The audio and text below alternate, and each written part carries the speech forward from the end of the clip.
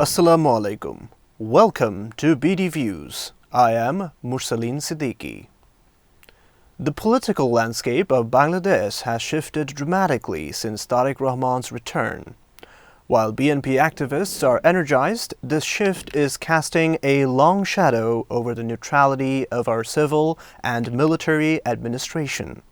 In Bangladesh, the bureaucracy has historically followed the whims of those in power. We've never truly seen a professional, independent civil service. From Ershad to Hasina, bureaucrats have often served as the backbone of autocracy. Today, as we head toward a monumental election, political parties are asking one critical question: can this administration remain neutral? For 15 years, the Awami League turned the state machinery into a party tool. Recruitment wasn't about merit. It was about loyalty to the League family, or the Chhatru League. Professional officers were purged, forced into early retirement, or left to rot as OSDs, officers on special duty. When Sheikh Hasina's regime fell, the administration didn't suddenly become clean.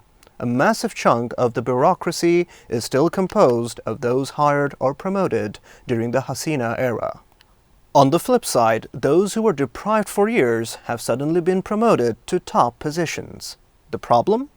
Many of these newly promoted officials lack the experience to run a complex government.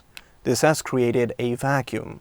Instead of focusing on governance, many bureaucrats are now caught in a mad scramble for lucrative chairs and powerful posts. While pro-BNP officers try to outmaneuver each other by labeling rivals as Awami League collaborators, the interim government is struggling to maintain control. This is the same administration that must conduct the next national election.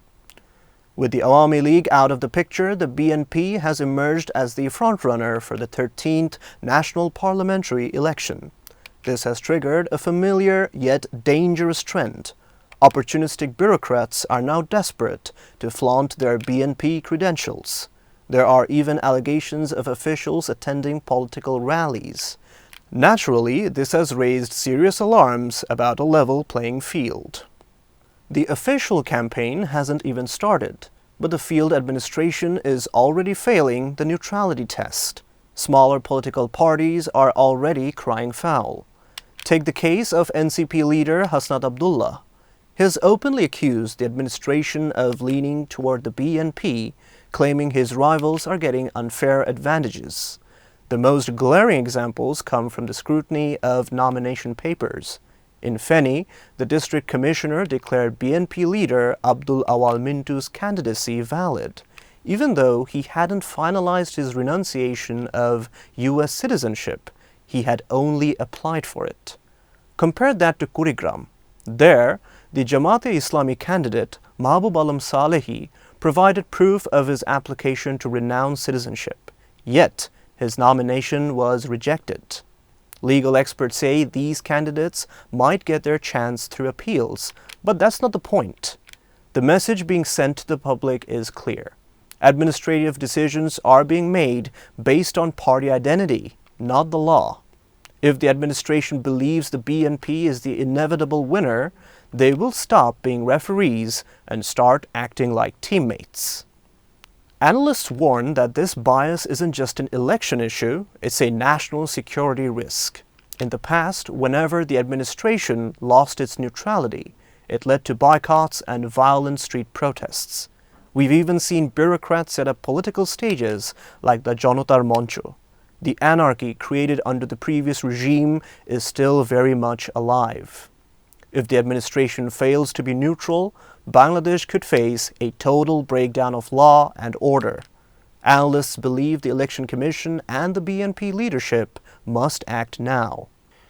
It is unlikely that the top BNP leadership has ordered bureaucrats to favor them. Rather, these are over-enthusiastic officers trying to secure their future careers.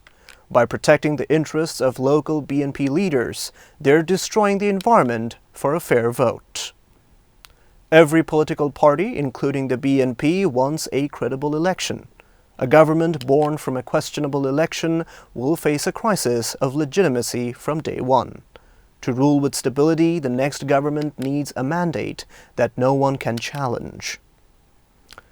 Observers believe that if the public loses faith in the interim government and the Election Commission's ability to control the bureaucrats, a fair election becomes impossible. The fascist forces of the past are waiting in the shadows for the election to fail. Administrative chaos gives them the perfect opportunity to strike. During the July uprising, the common people braved bullets, but the bureaucrats in the Secretariat, they didn't dare speak up until the very end. Yet, since August 5th, they have been the biggest beneficiaries, taking promotions and key posts by claiming they were closest supporters of the opposition.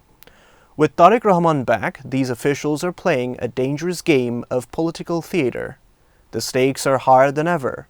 After years of being denied the right to vote, the people are eager to go to the polls. Voter turnout could break all historical records. In such a high-stakes environment, any sign of rigging or bias could trigger massive violence. The government must be firm, and the message from Tariq Rahman must be crystal clear. The BNP does not want favors from biased officials. A flawed election is a recipe for national disaster. The credibility of our future depends on the neutrality of our officials today. We will keep a close eye on these developments. That's all for today. Stay safe, stay healthy, and keep watching BD Views. If you find our reports insightful, please subscribe to our channel.